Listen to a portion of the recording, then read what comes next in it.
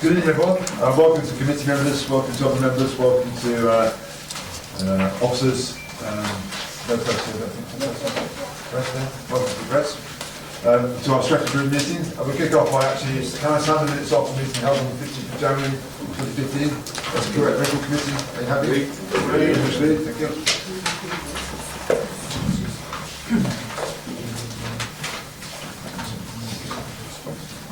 Can I have apologies for absence tonight, please? Councillor Nigel Carr.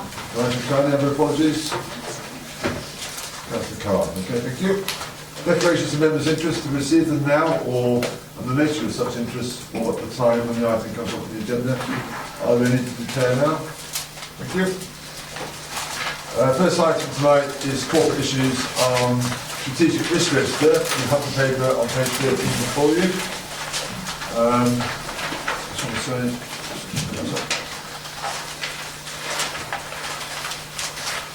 this is obviously part of our corporate planning framework, and in particular we're looking at risks and assess risks.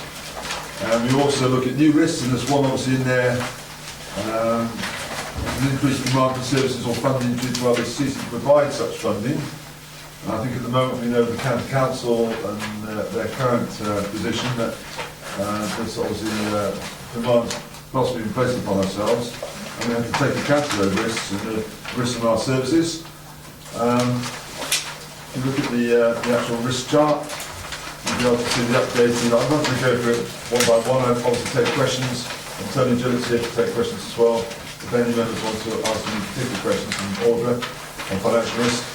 But basically what we're looking at here is trying to look at the potential threats ahead of us and try and mitigate those where possible. And those are actually in the paper before you. It's not just about the reduction of risk, it's actually to try and eliminate the risk as best we can. There's a lot of risks we can't eliminate totally, to try and mitigate the risk so we can manage our authorities we have done over the years in a proper way and try and not predict but to see the risk potentially coming and take the worst case scenario which actually puts us in the best position if those risks should actually come to fruition.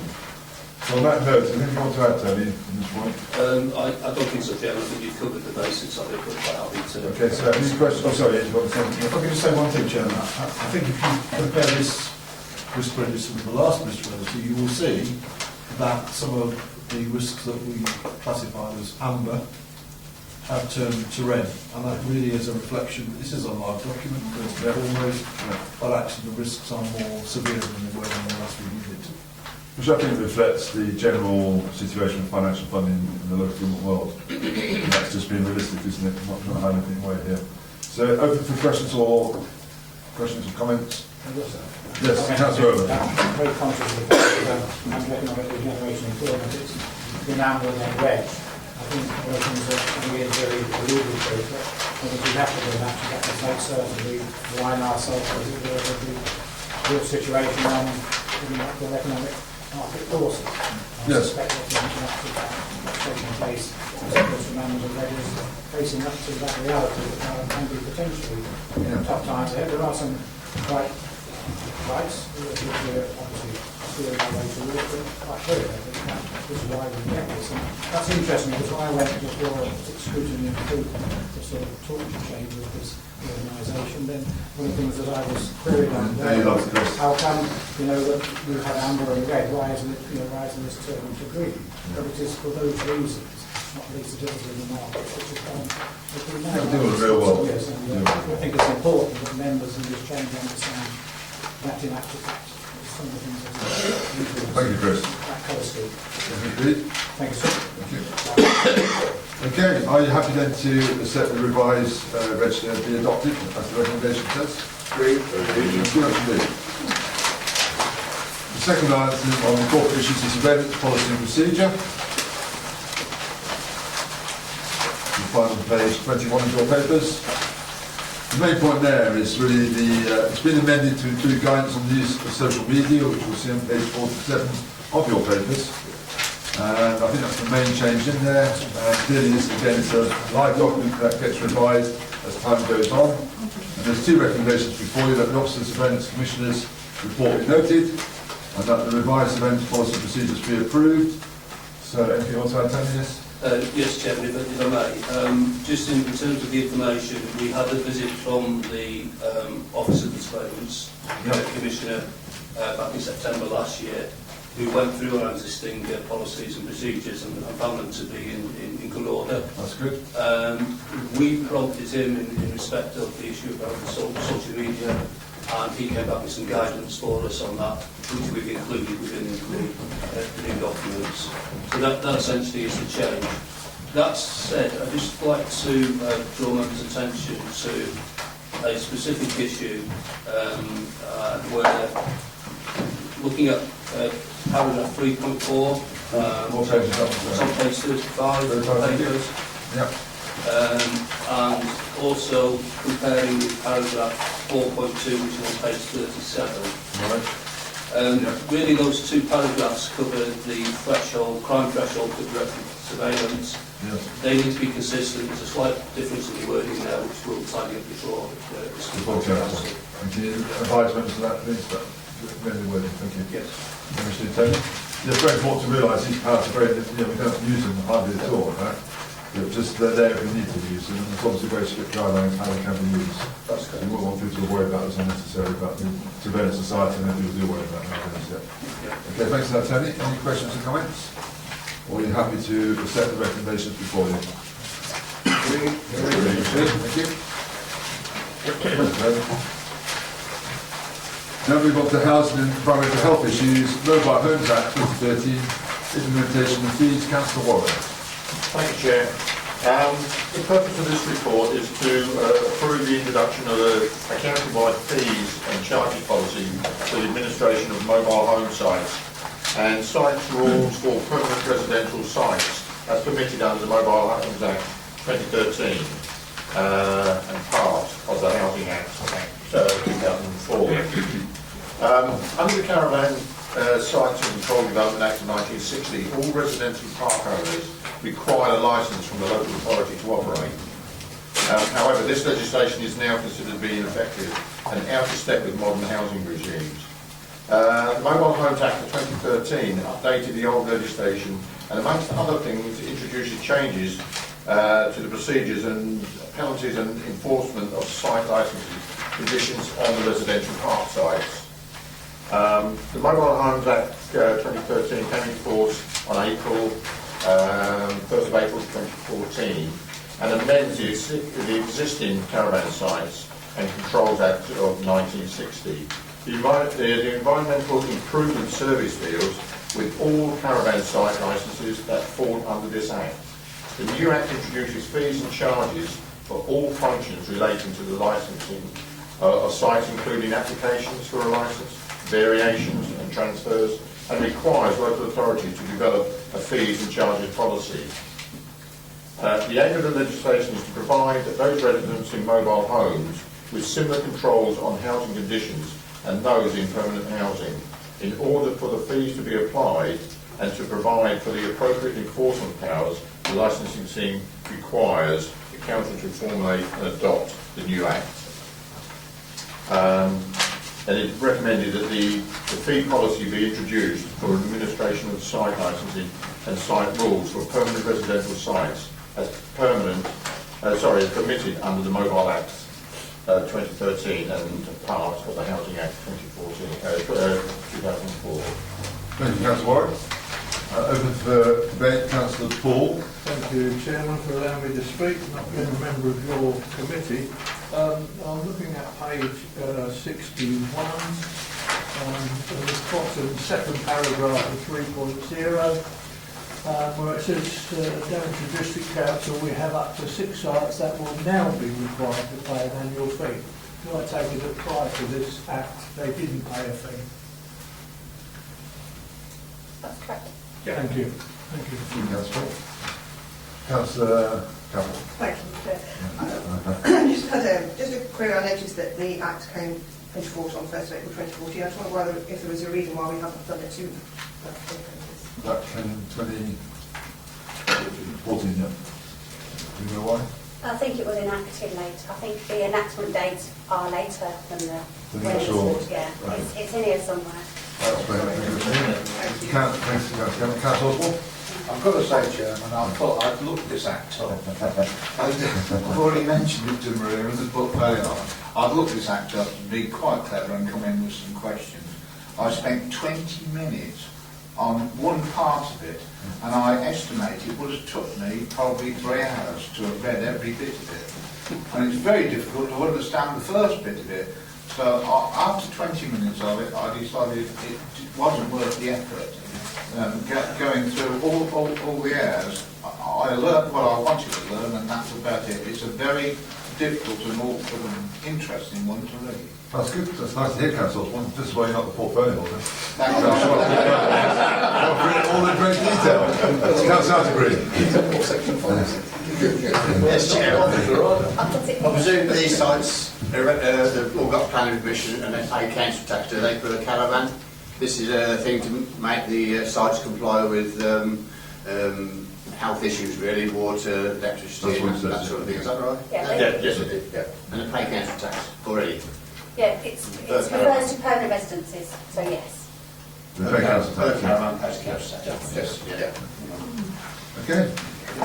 No, Councillor Griffin. I was just intrigued by the 5.9 equalities and the most equalities impact assessment. And I can't quite see what you're going to do. Put the signs up in different languages. What about people who can't read or write? Right. I think we will, this exercise will be done county-wide in the same way as our Environment Park Manager led the scrap metal introduction of that legislation last year, a different manager from across the counties leading on this one, and they'll do the impact assessment. If necessary, we'll have mechanisms in place to make sure that where we need to, somebody will be available to explain what this means and explain what people's rights are. Thank you, Councillor Griffin. Thank you, Maria. Are you happy to accept the recommendation? Very Thank you, Steve. Thank you, Councillor Warren. Move on to economically generated employment issues. New homes for rent, delivery management approach. Councillor Over. Thank you, Chairman, members. This is an economic regeneration employment issue currently. New homes to rent 2, we're talking about report SG 120215, I believe, 4. Members will no doubt recall the debate on new homes to rent 1. At that time it was a resources issue. The successful outcome of this exercise was delivery of 45 much-needed homes, affordable modern homes, and the endorsement of our investment to earn strategy, and given the current predicted long-term interest rate, this seems to be some issues that go beyond just providing homes. Strategy Group and Council in November and December 2013 approved in principle further investment and development of private rented properties. A capital budget of £5 million is allocated within an approved capital programme. The purpose of the report, SG 1202-154, is to seek approval for a similar approach to be taken to enable delivery of new homes to rent 2 project, 43 homes in total, of which 32 are for private rental. As in New Homes 1, Daventry District Council, as the developer, procured the works and funded 32 private rented properties and supporting infrastructure, while the East Midlands Housing Association, for their part, funded 13 affordable homes, and as is normal in such projects, to ensure their success, there was an element of cross-subsidy. The new scheme was expected to deliver within a budget of £3.455 million, a further 43 new homes, of which 32 will be private rented, and a balance of 11 affordable, representing an average cost of £108,000 for private dwelling. So I feel certain members will agree, given the ever-rising demand for homes, really good value for money. New Homes 2 seeks, as the report makes clear, to draw on the lessons of the first, that's New Homes 1, again with the use of HCA, Home and Communities Agency framework, and advantageously saving time and certainly cost savings. 4.2 on the report sets out the guidelines related to delivery of affordable housing. New housing developments in Daventry town, 5 and more dwellings, are required to include 25% of affordable homes, and in the village I gather even more demanding requirements. Policy AH4 of the SPG states that the tenure of mix of affordable homes should be 2/3 affordable and 1/3 shared ownership. Hopefully for the latter, if they wish to put on the ladder of home ownership and the pride and security that goes with home ownership. report on page 70 and 71 outlines there are essentially three options we should consider. A, the use of existing registered provider as with New Homes 1. B, the use of Daventry Estates Company Limited, with the TDEC becoming a registered provider for the affordable element. And C, the use of Daventry Estates Company Limited, with all the properties being technically privately rented under a long lease with a special provision related to the affordable element. On page 72, you will see listed a number of alternative sites that have been considered. Interesting amongst these, one proposed by Malton Parish Council. However, the conclusion of this exercise is that Middlemore 8 is the most suitable. For those who have not visited the site, this is an attractive elevated ground overlooking Drayton Reservoir.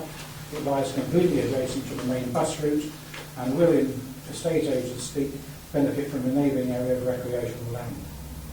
Financial implications: the approved capital programme includes an allocation of £5 million. It's proposed that this figure be revised to 4.570 million until a firm price and order of cost for this project is determined at what is called the business stage. The current programme shows some £70,000 of income in 2016 and 17, and it all goes according to plan.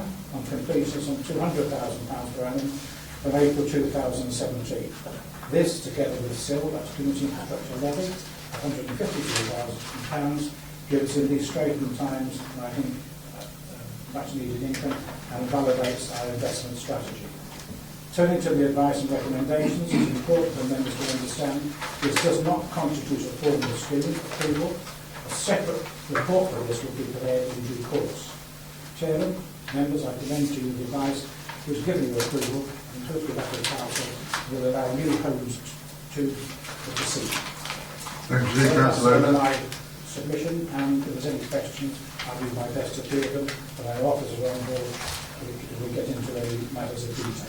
Thank you, Councillor. Thank you. And it's worth reminding members that New Homes 1 was actually seen as example best practice by the Local Government Association nationally. So I'm very pleased to see that phase 2 is now coming forward.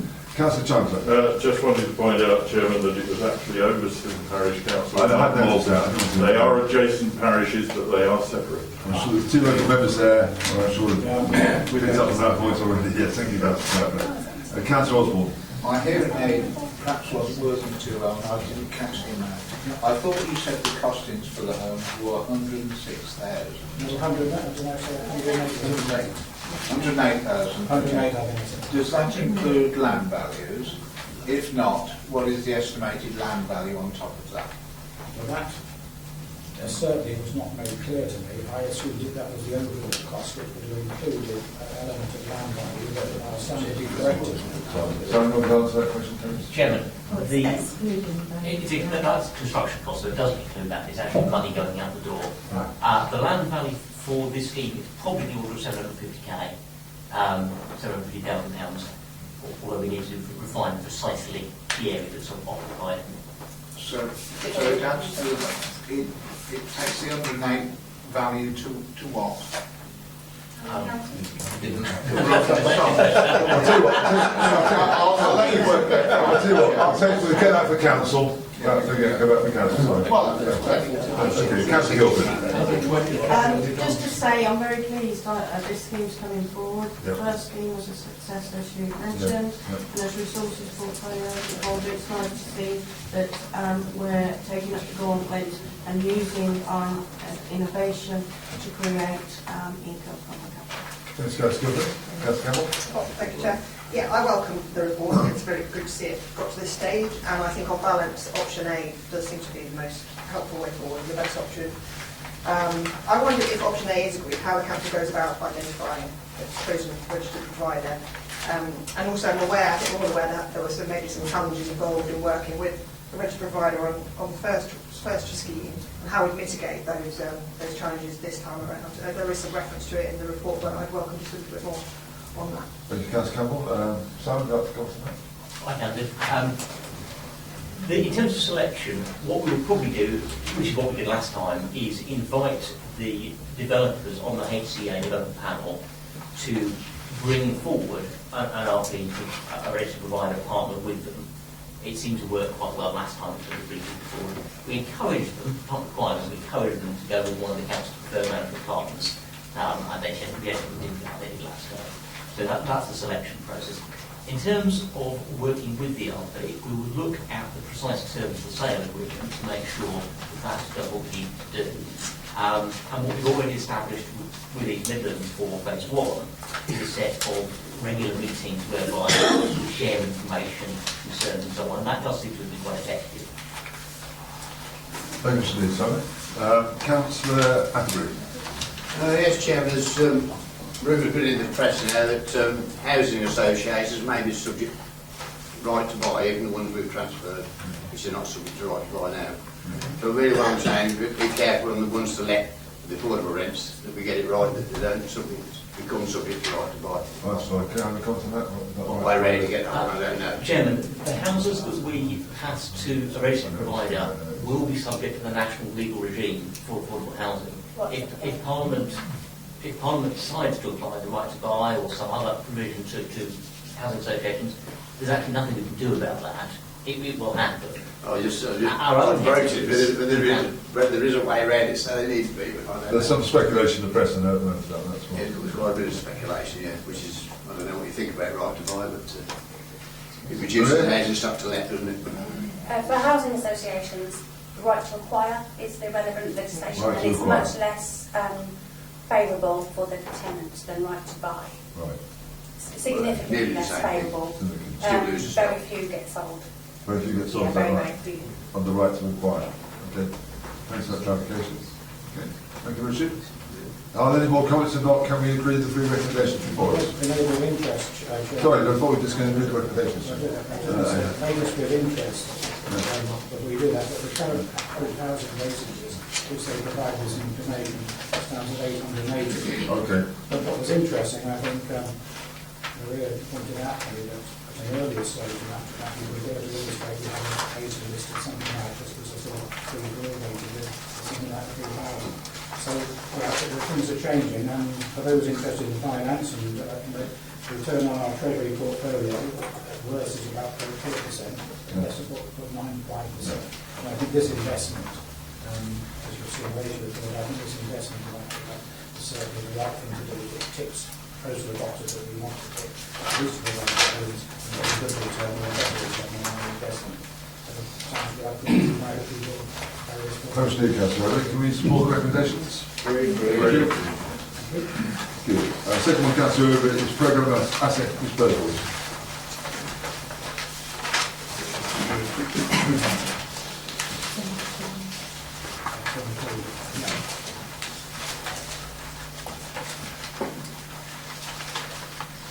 Well, I suppose this is just really something we do on an annual basis. It's quite interesting that the last time I did this particular exercise, we had a property review, which is what we do here, and actually that does an asset disposal, that generated approximately £530,000 on the survive. Because as you will notice, at the current time, there's only been one disposal in the year, which in actual fact has been the current disposal that we're going to account. But you have before you disposals list, which you can obviously see, and I think it's more or less self-explanatory. Side 2, disposal of perhaps be dealing with part only. Minimal side 10, I think is once again, this is in terms of the site as a whole, this once again is a part disposal, it would be a part disposal. And then you see land at 4850 Jubilee Road, we know all about mines and the exercise there. So hopefully, in actual fact, you will feel happy to approve this, and 4-3, once again, comes to land on Middle and Harper's business park, which site 8 just been discovered has been put as part of. Thank you, Councillor Irvin. Any So I'll ask questions you or to comments? approve the advice, subject to question. No? Have you got the advice? Thank you. Thank you very much. Thank you, Councillor Irvin. Moving on to environment issues, CLG consultation on household waste recycling centres. Councillor Quigley. Thank you, Chairman. This is a brief response to their consultation that's gone out. It has to be back in by the 18th of February, so this is brought to the subject as a resolved item here, but I want to take members through while the response that we put forward.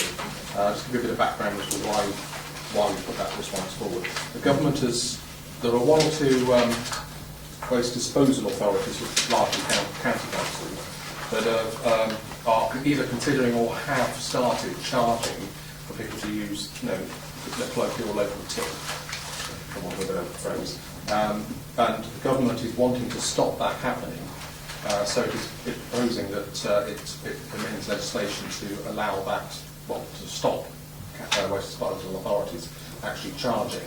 Now, I think in Northamptonshire are thinking of doing that as well.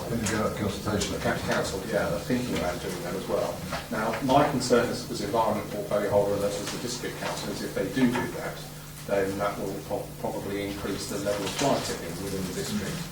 So, personally, I'm in favour of supporting the government's plan to not charge or stop councils charging. Obviously, members here may have a different approach to that, and if so, then I'm happy for us to amend the consultation response. But generally, I think as an authority, we should be supporting what the government wants to do in this area. Obviously, the county council wouldn't be on our side on that one because they want to charge. But I have concerns that if the government doesn't bring in this the amendment to the legislation, then we are going to end up with a lot more fly tipping in there. Now, I don't know whether councillors here or what members want to make any change. Well, I think maybe we just open up for debate. Yeah, we can do that later on. I just wanted to draw members' attention to the actual response itself on page 87. Yeah. Which I think we want to probably look at first. I mean, there's one typo on paragraph 2.1, right, which I wanted to take out, which is it says DDC understands that and does not contest CLG's concern rather than concern. Yeah. And query of whether 2.4, whether we want to put a code on it at the end of it before we start moving on to 2.41. Okay. Whether that the officers to put that right. But I'm proposing an amendment to 2.41 by just clarifying that members may want to change this, but I'm saying that to add on the end of this is although this council does not favour this, this is in respect of issuing ministerial guidance. Now, I don't think ministerial guidance, it wouldn't be binding, and it's not something necessarily that the waste disposal authorities would actually have to have regard to. So therefore, although it's an option, we're trying to be helpful for the government by explaining what we think should be put forward. Now, that is an option, but I don't necessarily feel that this council probably would necessarily support that or want that to happen, because it probably wouldn't be particularly forceful, and it wouldn't actually achieve what the government probably wants to achieve. What's your suggestion? Well, I was just suggesting that we just qualify it by saying, unless members think otherwise, though, this council doesn't necessarily think that's the best idea. It's an option, and we're trying to be helpful in giving all options. It's like when we were with the county council with their budget proposal. We weren't saying, don't do this, don't do that, don't do this. This is an option, but we actually think that's a good idea. I don't think the options are strong enough. Yeah, it's an option, yeah. So I would propose amending it to say, although this council does not favour this, but open to other members if they want to contest that or to put something else forward. Okay. And then at paragraph 2.43, we're recommending here that a simple amendment could be made to section 51 of the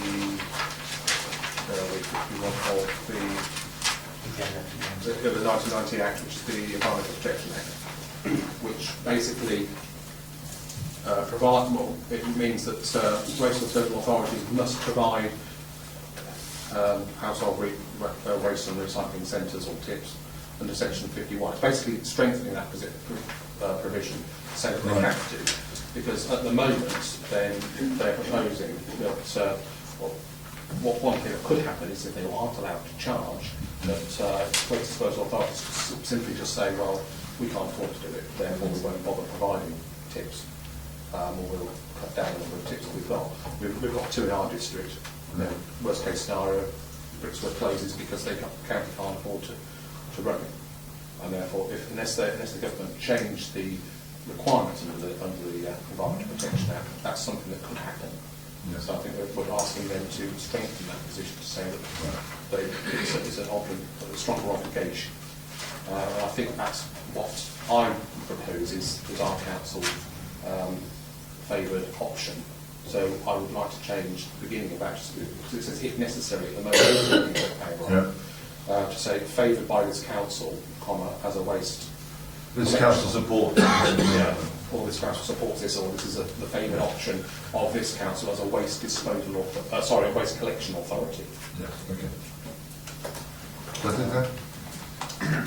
Yeah, and then just at paragraph 3.4, I'd just like to endorse that.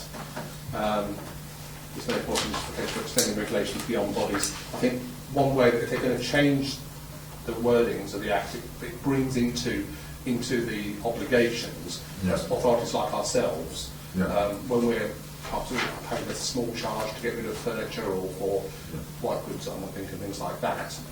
The proposals they are proposing at the moment would draw us into that arena as well, which means we would not be able to charge ourselves for disposal of. We don't charge a small amount for our local people to dispose of their things like fridges, foods, and that sort of stuff. If we didn't tighten things up as we wanted to, as per this proposal, we might be brought into that. So it's just that's the reason why. Okay, very much indeed, Councillor Pudding. Councillor Gilbert. The only thing I wanted to ask was, we're talking about locations here, and our local facility is now closing 2 days a week. Is there any leeway to include something about access as well? Because if you're restricted to locations, they could only open it, end up opening it just 2 days a week or closing it at weekends. And it's about not only the positioning of the location, but access too. So I don't know if there's any leeway where we could, if you get my thinking. Yeah, I know what you're saying, because we're asking them to make a change to section 51, saying they've got to provide centres reasonably convenient to residents. And we might want to qualify that by saying, and open at accessible times. That's right. So we could just put that point in at the end there. Thank you, Councillor Guildford. Councillor Chandler. Thank you, Chairman. Paragraph 3.5, I believe there's a spurious in. Oh yes, I forgot to mention that. I think we could do without the comma as well. Another good spot. Good to see members on the board tonight. Thank you, Councillor Chandler. Councillor Paul. Thank you, Chairman. I find it strange. It's a comment, observation, that the tip recycle centre, call it what you like, it's Daventry, was run for years as a private entity, 7 days a week with no problem, with quite excellent recycle rates. When Enterprise took over, they put in God knows how many staff. They had a meet and greet person, which I don't even get at Harrods. However, they also promised that there would be a shop within half an hour or 3/4 of an hour of the tip itself, which never ever materialised. Could we not revert back to a private entity making money out of recycled goods? It seems that it's an inability of the county council with their contractor to make money out of it. I find it's absolutely appalling. Well, I think that just to correct, it's an enterprise. It's actually the county council who went out for consultation on the new household waste recycling centre. And that's a county-wide thing, and obviously the issue is the county are cutting back due to their budgetary constraints. I think that's what's going on. So I think the point, that's what you're saying, Dan, wasn't it? It's about the issue for us, it's about what our response is to CLG's consultation, because the county were potentially proposing. This is a national consultation. We're just referencing it back to county, as counties in Northamptonshire is one of the authorities that's thinking about charging. That's the point. It's all about the charging aspect rather than the actual control. Okay, thanks, Bill. Any more comments, or are you happy as the consultation with the amendments from Councillor Chandler and Joe with the words assessment added in there? Are you happy with that, Councillor? I'm happy with that. members happy to that's resolved, guys? Are we happy with that, members? Yes. Thank you, Steve. Thanks, guys. Brilliant.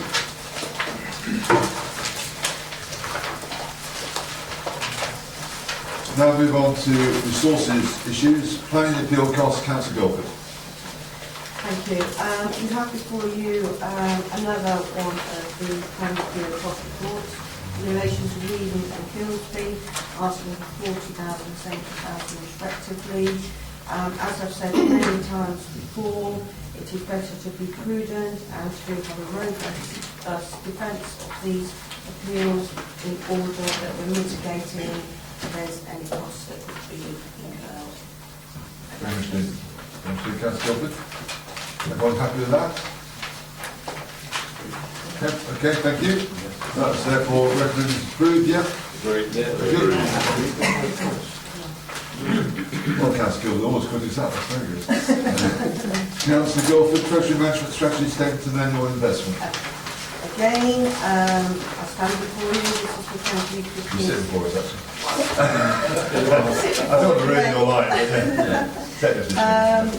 We have this annually. You have 15-16 before you. This is to advise you on the expected activities and appropriate parameters of the Daventry management function in 15-16. I don't propose to go through it in detail because there's lots of figures and hopefully you've all read it before this evening. Section 3 is the introduction, which goes through the reporting requirements and touches on the Treasury Management Consultants, the Treasury Management Strategy itself. Section 4 details the capital issues. It looks at the prudential indicators. Again, we've looked at these year on year. The council's borrowing need, which we do not borrow at the moment. Our minimum revenue position and our core funds and invested balances. We have the affordable prudential indicators and the ratio of financing costs. If you carry on with section 4, you finish with the capital investment decisions on the council tax. Section 5 is the current Treasury portfolio. It looks at the Treasury indicators for 15-16 through to 17-18 and the prospects for interest rates. Then we come to section 7, which I would like to highlight. It's a borrowing strategy. We haven't had a borrowing strategy before. We do not borrow as a council, but it's better, as we've said, to have this in place for the future, but we don't intend to borrow at this point in time. So again, it's being prudent. Allowing flexibility. Yes. Section 8 goes through the investment policy, and 8.3 the credit worthiness. It's a bit longer than the report I just presented. Going through the limits, the investment situation, return expectations, and treasury management practices.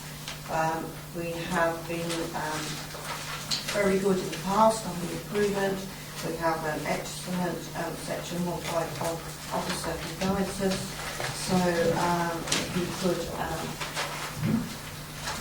accept the report presented before you. Question 15, Councillor Guildford. Open for discussion. Councillor Chandler. Thank you, Chairman. Page 92, last paragraph. Spelling mistake, which is probably brought about by the fact that the word processor will not tell you when you correctly spell the wrong word. It says LEAD when I think it means LED for lead. More seriously, as members have heard me say before, numeracy is not my forte. And bottom of page 93, the table in paragraph 4.1, I read that as saying that our estimated total capital expenditure is £4 billion because we've got commas where we should have full stops. Oh, you're putting your hand up to that. Is there something not saying this or good?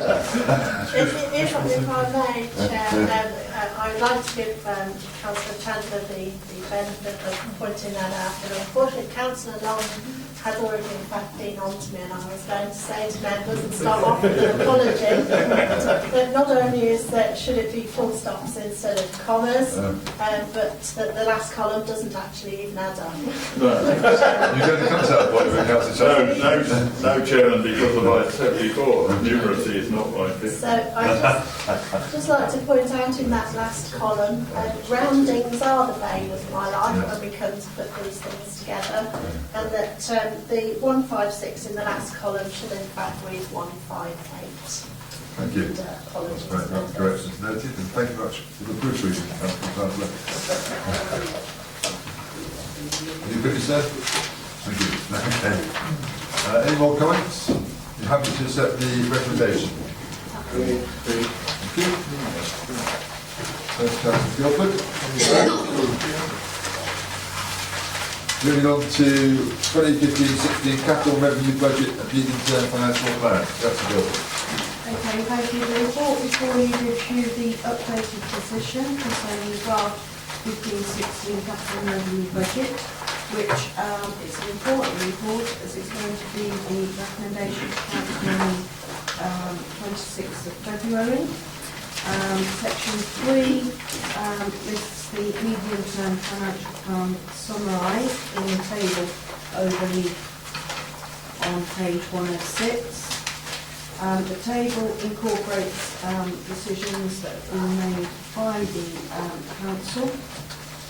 Section 4 of the report goes through the issues and the proposals again. It touches on the settlement funding, the non-domestic rates retention schemes. These have been debated before. The growth bids on the care and repair, the local planning resources, the new homes to rent, the strategic infrastructure, Overston Hall, which has all very much been debated, and the super broadband. You've got the new homes to rent scheme, which I thought was presented earlier, and then the 14-15 outturn position. Section 5 of the report looks at the consolidated revenue budget and the general fund revenue budget. Again, I will take it through the figures because I need for me to go through the report in detail. The report also lists the implications for the general fund revenue and reserves, and section 6, maybe need some glasses, the special expenses, the Daventry special expenses and other special expenses. Section 7 of the report looks at the capital programme and lists the TCV Cadet Centre, Site 3, Land South of Eastern Way. It looks at the asset property management, the equipment, broken spaces, the community youth provision, the commercial property improvements, and the homes to rent. We have the Middle Wall Works Phase 1, the Lancaster and Prospect Way, the Marches extension, the Middle Wall cycle track. These are all names you've heard before and we've debated before. We have the disabled facilities grant, and we list also the projects that require slippage. Under other charges to the approved programme, there's the new homes to rent phase 2, the Monksmoor Primary School, and then section 8 goes on to the capital receipts. 9 lists the implications of the report, and so again, members are asking you to recommend that this report goes before the budget campaign. Councillor Guildford, I just want to check the Chancellor, is the text okay and Councillor Long on the numbers okay? Okay, I'll come back to I actually have a question, Chairman, regarding the superfast broadband. The fact that the figure is not required until 2016-17, does that mean that there is a delay in the rollout of superfast broadband? Chairman, I can see Councillor Campbell nodding, attitude correct. I'll not have it. The County Council has completed its procurement process. To everyone's acknowledgement, BT has been a successful bidder, but the bid involves a delay in the expected rollout, so we consolidate the M&A later as well.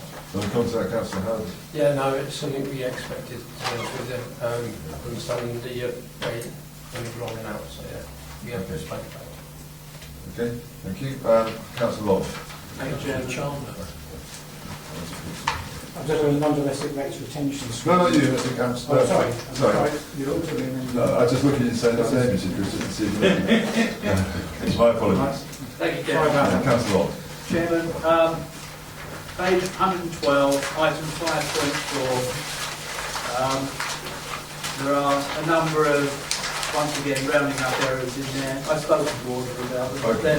They're not material, but they are there. Thank you, Steve. Councillor Campbell. Thank you, Chair. I just wanted to pick up the note about the Bottom Primary School, which we've all been aware of, and I'm sure equally concerned with you about. And I guess it would just be helpful to hear from officers a little bit more about why it's happened and what's been done to secure earlier access if we possibly can. And then I had another couple of points relating to budget summaries. Page 123. On the culture and related services. I just want on the spending of recreation and sport, why forecast was that we would spend so much less 2015-16 than 2014-15. Right.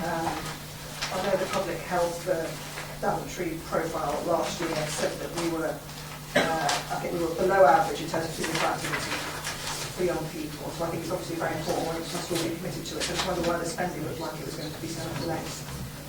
And I've raised this before with definitions of culture and heritage, because it's my understanding that culture and heritage allocation is it's mostly to do with our community grant spending, and it isn't specifically about culture. I think at government level we have the Department for Culture, Media, Sport, and we have the Department for Communities and Local Government. And I think it's misleading to say that we're spending money on culture when we're not specifically. We are accidentally in the community grant funding. But that's almost that is our only spending on culture, and it seems it's quite important. I think it's quite misleading to call it up to have that heading and not actually be funding culture in any strategic way. So what would you call it, Councillor Campbell? Well, I'd say if you're having it's just specify it's a community grant, and then have your heritage, which is the museum's asset thing, isn't it? Yeah. So I think that's my. Okay, that's fine. We'll come back to that point. Okay, come on to those points in a second. Then that's taking Councillor Campbell. Councillor Over. Well, the non-domestic rates retention scheme, the doubling of the small business rate relief will continue for a further year. What is the take of this? Have any figures attached to it that would be useful to know? Go back to that point, Chris and Councillor Atterbury. Yes, Chairman, I wonder why the Youth Club Phoenix project was not right to start this year. There was a problem with their finances. Phoenix Club on page 115, the youth division. Community Youth Division. Yeah, I mean, I think all youth clubs need encouragement. Right, let's take that one as well. It says here not going to start in 15-16 financial year. Okay, I'll come back to that in a second. Can I just do order of first on the NNDR, and I think Simon can cover the other points. Yeah, I'll cover some of those as well. Okay, thanks, Warren. So with regard, it was the small business rate, really. That's right, yes. Question, yeah. So,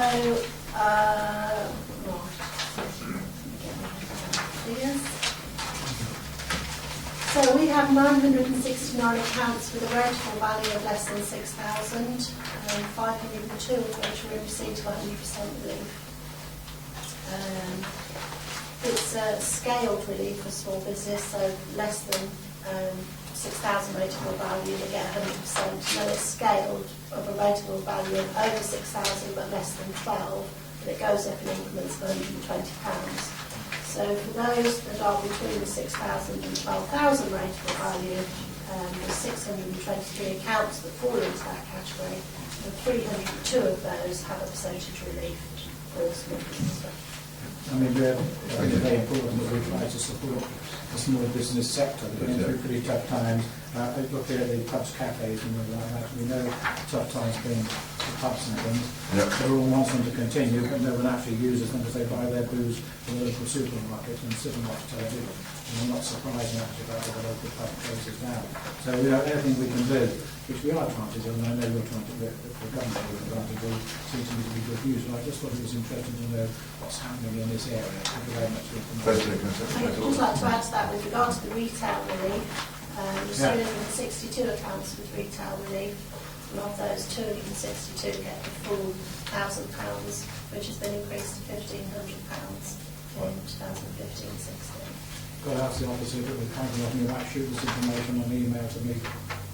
Yes, We've got some spare. it's a snapshot in time. Okay. What's your point on that point, Councillor Ashmore? Yeah, I wanted to say that I'm one of those businesses that get full relief.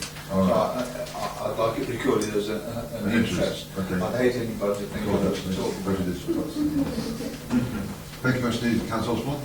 So back to you, Audrey, anything more? Yeah, Your points have been raised, yeah. Right, with regard to the wording, in terms of whether it's cultural and related services, that's the accounting code of practice headings that we have to do. That they have to fall into those, so there's not much we can move in what we call them. Even on the general revenue fund budget where it's cultural heritage. Yeah. That's the bit I'm querying, not the overall heading, but the specific allocation. That was actually, isn't it, cultural heritage? The cultural and heritage, that's part of the accounting code of practice underneath the cultural and related services. All three. Yeah. Statutory requirements. Yeah. With regard to the leisure, recreation and sport, the majority of that drop in spend is as part of the 10-year contract that we have with Over the Road. Whose name escapes me. We knew that as that went along, actually the cost to us drops quite considerably over that period of time. In addition, 14-15 would have included the one-off costs for doing the feasibility study for the Leisure Centre East. Okay, thank you. Is there anything else, Simon? There are two questions I think were directed unless that's relevant. No, I won't. There was Phoenix and Monksmore. But deal with Phoenix first and then headed community youth provision. The news there is actually quite good in as much as the scheme has received planning permission, and we have had intensive discussions with the council's VAT advisors to make sure that what we're doing is lawful and appropriate. Obviously, one of the main benefits of the council taking the lead on this project is that if it's done right, we can recover the VAT spend, and therefore more money is available to be used for providing facilities for young people. We have gone through a process with the VAT advisors for England, and that has now resulted in an agreement that we can claim the Sport England grant and therefore recover the VAT. So that's been quite positive, but that process takes some time.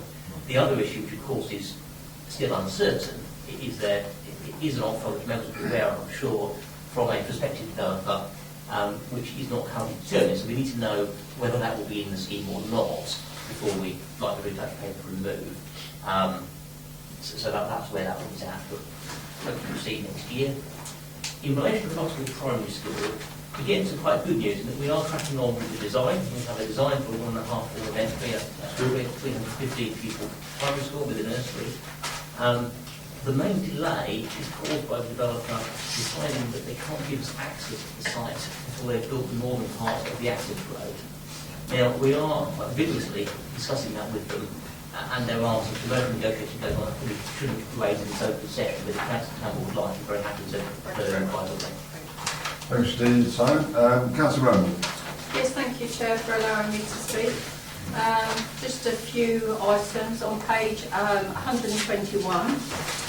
There's one on there for transport. I wondered if I could just ask what that covers, and also what agency covers. Is that just agency that we've employed, or does it cover something else? And then on page 124, on the Daventry town, public conveniences. I thought that public convenience came under the enterprise contract, maybe I'm wrong. Then looking at the cemetery, with what were those costs for? Because again, I thought the cemetery come under the enterprise contract. And the other one that I was looking for that I couldn't find on this, and maybe I've missed it, was the S106 money for town centre enhancement. Thank you, Chair. Well, I think all we've got a few there, for just clarification purposes. Councillor Randall was questioning the 106 in rate. Well, let's go to Daventry Town first. Enterprise, and section 106. Right, okay, so we'll deal with enterprise first. Enterprise are just the contractors who do the work. Yes. Those costs then have to be charged out to where they're relevant. So the public conveniences are relevant to Daventry Town. Enterprise are just the people who do the work for us. So we still have to pay the bill, obviously, and it gets charged to Daventry Town. The public conveniences are the Daventry Town responsibility. Just coming back on that then, why has there been an increase, or will there be an increase of nearly 9,000? With regard to the increases in terms of that, enterprise will be part of the cost, but obviously also we have our own costs here. So any pay and price increase, there'll be a price increase for the contract. So all the management costs from us all add to that cost. And depending sometimes on the structure of teams, if you change the management and the recharges, that can have a change to the cost of some services. That all builds up to the cost of that service. Okay, thank you. Right. And section 106 one is from the town. Section 106. Town enhancements when you mentioned. Yeah, I need to just clarify the question, because obviously that scheme for town centre one was actually rejected by members and removed from the programme, so I'm not sure what you're looking for. So does that not sit anywhere within this budget? It was rejected. Right, so it's not shown anywhere in here in this budget. No, it doesn't exist. Right, okay.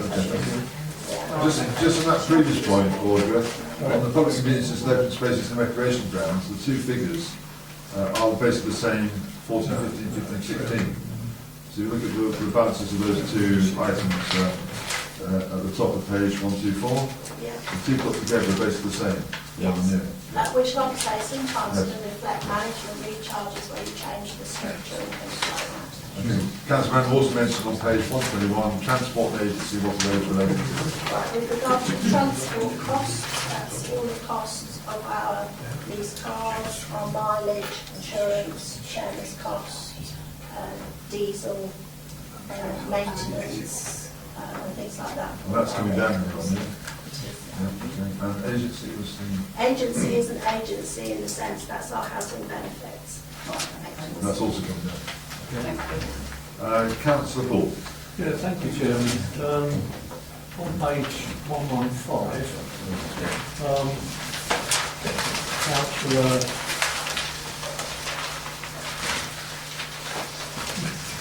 colleague, whose name escaped me, mentioned the Phoenix Centre. Oh, yes.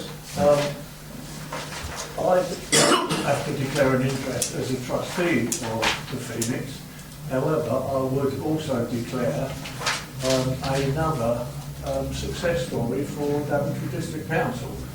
The £126,000 put in by Daventry District Council then initiated a spend of £375,000 from Sport England when they looked at the project, and after discussions they liked what they saw, and they upped their grant to £500,000, all caused by the fact that BBC put in 125k and therefore giving the Phoenix some form of what's the word I'm looking for? Space. But the fact is that the plans were agreed 3 weeks ago, for the start of the project. and it will start in 2 phases. Phase 1 will be spending somewhere in the region of £680,000, and then phase 2 will follow. But the phase 1 will be the extension of the gymnasium, new roof, etc., and associated work. So I think a success story for this district council, Chairman. Thank you, Steve. Councillor Paul, Pentagon and Phoenix, positive news. So there won't be a slippage then? I think that's outside the slippage. I think that's what you're saying, Colin. Well, yeah, there's slippage in the sense that whilst the plans are going forward, the actual work won't be able to start for 2 or 3 more months. Yeah, but in this financial year we're discussing, weren't we, 15, 16? Yeah, okay. That's the point, isn't it? That's the point you're making, Yeah. There's not really a slippage then? Sorry, Chair, if I may, this is talking about slippage from the 14-15 programme Going into 15-16. Just go over the year, Richard. Yeah. It should be spent this year, so it's spent next year. That's all it is. I've misinterpreted it then, okay. Thanks, Councillor Paul. And Councillor Hills. Yeah, thank you, Chairman. I'd like to talk about a couple of things. The equipment for open spaces. Oh, yeah. Yes, the full programme is being developed, but one of the good news is that the money at the country park, that is opened on Monday next week. All right. So that goes ahead. Very up-to-date equipment. I think it will be ideal for our young people, particularly younger ones. Good. And the remainder of the budget will certainly be used, I can assure people on that, That's good. towards our youth and young people. On the community youth provision, Councillor Paul said a lot that I was going to say. Quite frankly, what we did as a council kicked off a lot of increased finance for this project. And yes, there is a bit of a delay, but it moves over into next year. But I think that what's been achieved really will enhance the Phoenix Centre even more. And quite frankly, the first item that Councillor Paul mentioned, the extension to the gym, is badly needed because they've got a long waiting list for that area. So I think, yes, I would agree with him entirely. It's certainly a success story. Thanks, Steve. Councillor Hills. Councillor Chandler. Thank you, Chairman. I'm not sure if this is the right place to raise this, but members will see from pages 108, 109, paragraph 4.8, mention of the reduction in size of the joint planning unit. Oh, yes. Yeah. And I wanted to make sure that this council did not miss an opportunity, writing to the head of the joint planning unit, thanking him and his staff for the efforts that they have put in over the years to help us to produce and adopt a joint core strategy. I should actually, we'll get a letter written to him on behalf of the council on that very point. It wasn't our choice actually, the JPU was going to close because obviously we saw the benefits of the joint working and making savings, but obviously we were outvoted by other councils, so that's the decision we have to accept. But clearly I'll do that absolutely because that's been a lot of work over a long period of time. Yes. They've been very diligent, so we'll get that letter off out. Thank you very much. Thanks for that. Councillor Randall. Yeah, sorry, I just remembered one. I knew you wouldn't get that. Oh no, I'm sorry. No, I just remembered. On the enterprise, obviously we budget for how much we pay them, and obviously we'll be making deductions. Where is that put into? Order. Order. The deductions are part of the outturn report, and if we have a look at section 4.15, and you'll see there that the £859,000 that we're projecting as an underspend, £200,000 of that is due to the performance deductions, so it goes into our outturn. Thank you. Thank you, Order. Councillor Hills. Yeah, one thing, Chairman, I meant to come back on was the school at Mugsmore. Quite frankly, yes, I was disappointed that there's going to be a delay on it. I was on the tour yesterday and went on site there, and it was explained, and I understand the problem regarding access. The only comment I would make, I would urge our officers to really keep on top of this well, because I think that whilst yes it may slip, we want to really keep on top of it so that we can get that school open. Make sure we get it delivered. Yeah. Okay. Councillor Campbell. Sorry, just one very quick question in relation to the care and repair. Oh, yes. Growth bid and the relationship between it and the wellbeing tender. Yep. And we all know what happens to that. Is there any impact in NCC's recent announcement of developing its community wellbeing organisation? I think it was only announced on Friday, and I think it was sent out on Friday. Does that have any knock-on effect on what we're proposing, our own plans? I think I'd say at this early stage we don't know. If anyone knows what it means, Yeah. we're trying to It's discuss just- it in yeah. depth, but we don't know. Okay. As soon as that becomes clear, if it offsets any of this work, then obviously we will report back to members. Okay. Well, I think it's a lot of good news there, Councillor Gilford. Anything you want to finish on, Mark? No, just, I think we've had a good debate on the report. And, So do we set the recommendations? Agreed. Thank you. That concludes the business for tonight. Thank you for your attendance. Have a safe journey home. Thank you.